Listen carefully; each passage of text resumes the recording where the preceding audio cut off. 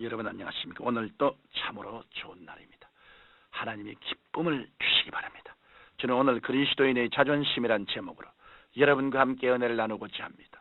본문 말씀은 고린도전서 1장 26절에서 29절까지의 말씀입니다.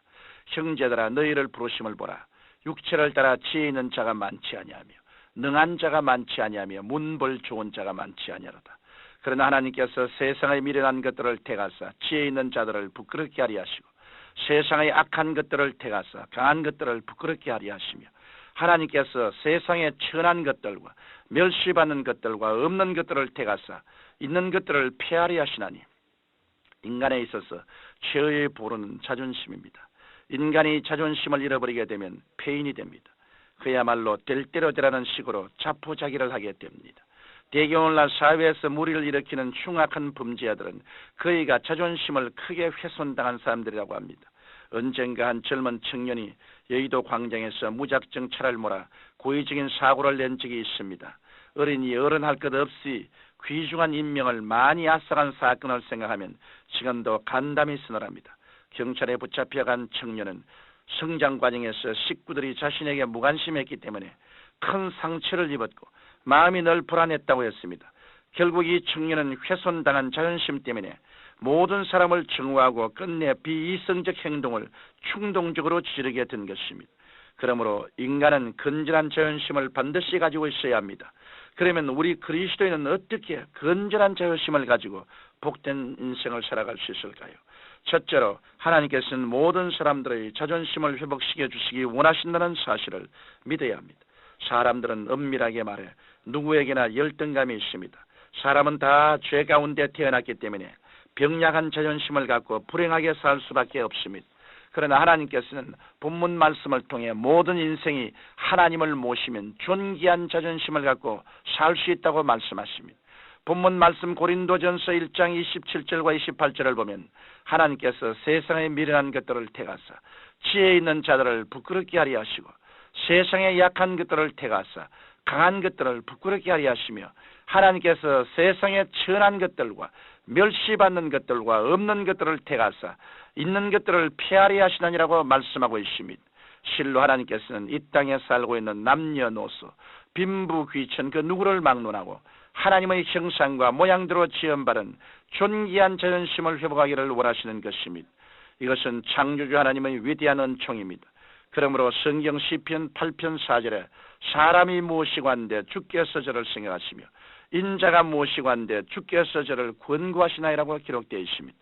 둘째로 하나님께서 믿는 자들의 친아버지가 되심을 의심 없이 믿을 때 자신에 대한 존귀한 자존심이 솟구쳐 나옵니다. 성경은 모든 인간은 만왕의 왕이신 하나님께서 친히 창조하시고 예수 안에서 친자녀로 선택받은 자라고 말씀해 주고 있습니다. 우리가 이 사실을 깨달을 때 그 누가 뭐라 해도 분명한 자존심을 갖게 되는 것입니다. 성경 요한복음 1장 12절 13절에 영접하는 자 곧 그 이름을 믿는 자들에게는 하나님의 자녀가 되는 권세를 주셨으니 이는 혈통으로나 육정으로나 사람의 뜻으로 나지 아니하고 오직 하나님께로서 난 자들이라고 말씀하셨습니다. 또한 로마서 8장 10절을 보면 성령이 친히 우리 영으로 더불어 우리가 하나님의 자녀인 것을 증거하시느니라고 말씀하고 있습니다. 이처럼 주님을 믿는 성도들은 새롭게 탄생한 고귀한 존재입니다. 육신의 부모가 자식을 사랑하는 것처럼 이 세상 사람들이 다 나를 버려도 하나님께서는 나를 인정하시고 사랑해 주신다고 생각할 때 우리의 존귀한 자존심은 절로 용수숨치게 되는 것입니다. 또한 하나님께서는 하나님의 자녀된 우리들을 돌보아 주십니다. 우리가 이 세상을 살아오는 동안 자신도 모르는 사이에 과거에 상처받은 감정이 내면에 뿌리 깊게 자라고 있습니다. 그러나 예수 그리스도의 십자가 보혈은 우리가 받은 어떤 마음의 상처도 다 치료하실 수 있습니다. 그리고 앞으로 살 동안에도 마귀의 참수와 비난을 모두 이길 수 있는 능력을 주십니다. 나아가 하나님께서는 성도들의 생활 가운데 필요한 모든 것을 예비해 주십니다. 성경 고린도전서 2장 9절에서는 하나님이 자기를 사랑하는 자들을 위하여 예비하신 모든 것은 눈으로 보지 못하고 귀로도 듣지 못하고 사람의 마음으로도 생각지 못했다함과 같으니라고 말씀하셨습니다. 이 사실을 우리가 믿으면 어떠한 환경 가운데서도 절망하지 않고 적극적이고 긍정적으로 살아갈 수 있습니다. 그 때문에 하나님의 백성들은 건전한 자존심을 가지고 기쁘게 즐겁게 살아갈 수 있는 것입니다. 셋째로 예수 안에서 새로운 피조물이 된 것을 생각할 때 건강한 자존심을 가질 수 있습니다. 우리가 예수님을 믿으면 단순히 의식적인 변화에 그치지 않고 예수님께서 친히 우리의 지혜와 의로움과 거룩함이 되시는 놀라운 변화를 체험하게 됩니다. 성경 고린도전서 1장 30절에 너희는 하나님께로서 나서 그리스도 예수 안에 있고 예수는 하나님께로서 나와서 우리에게 지혜와 의로움과 거룩함과 구속함이 되셨으니라고 말씀하셨습니다. 이러한 존재적인 변화는 그리스도 안에 있는 사람은 누구나 체험하게 됩니다. 그러므로 고린도후서 5장 17절에 누구든지 그리스도 예수 안에 있으면 새로운 피조물이라 이전 것은 지나가시니 보라 새 것이 되었도다라고 말씀하고 있습니다. 오늘날은 지혜의 경쟁 시대이므로 인생의 성공과 실패는 지식을 잘 활용하는 지혜에 있다고 해도 과언은 아닙니다. 그런데 주님께서 친히 우리에게 지혜가 되어 주시겠다고 하셨습니다. 야고보서 1장 5절에 너희 중에 누구든지 지혜가 부족하거든 모든 사람에게 후히 주시고 꾸짖지 아니하시는 하나님께 구하라. 그리하면 주시리라고 말씀하신 것입니다. 그러므로 예수님을 믿는 사람들은 크고 작은 문제가 생기면 언제든지 지혜의 그런 대신은 하나님께 구할 수 있습니다. 하나님의 지혜를 소유하는 사람은 머리 되고 꼴이 되지 않으며 남에게 구워줄지라도 꾸지 않는 복된 삶을 살 수 있습니다. 또한 예수님께서는 우리의 의가 되십니다. 그러므로 마귀가 우리에게 다가와 정죄할 때 나는 죄와 상관이 없다. 예수님께서 내 죄를 대속하셨다. 예수님의 이름으로 명하노니 원수 마귀는 물러갈지어다라고 강력하게 맞서야 합니다. 그럴 때 마귀는 한 길로 왔다가 7길로 도망가는 것입니다. 나아가 예수님께서는 우리의 거룩함이 되신다고 말씀하셨습니다. 오늘날 이 세상은 더러움이 가득 차 있습니다.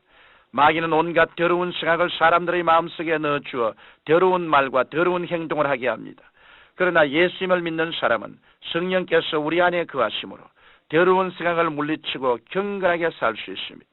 성경 데살로니가 후서 2장 13절에 주의 사랑하시는 형제들아 우리가 항상 너희를 위하여 마땅히 하나님께 감사할 것은 하나님이 처음부터 너희를 택하사 성령의 거룩하게 하심과 진리의 믿음으로 구원을 얻게 하심이라고 말씀하십니다. 이러므로 우리는 그리스도 안에서 지혜와 의로움과 거룩함과 구속함을 얻어 새로운 피조물이 되었음을 생각할 때 고귀한 자존심을 가지고 복되게 살아갈 수 있는 것입니다.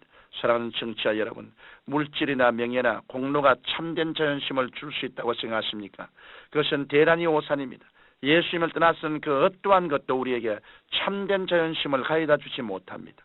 그러므로 여러분께서는 모두 예수님을 굳게 믿고 하나님을 좋으신 아버지로 모시고 살아가십시오. 하나님의 자녀로서 건강한 자존심을 가지고 인생을 행복하게 살아가기를 예수님 이름으로 축원합니다. 거룩하신 아버지 하나님, 우리 주 예수 안에서 얻는 이 위대한 삶과 큰 신분을 우리는 10분 이해해서 그리스도 안에서 참으로 긍정적인 자존심을 갖고 살게 하여 주옵소서.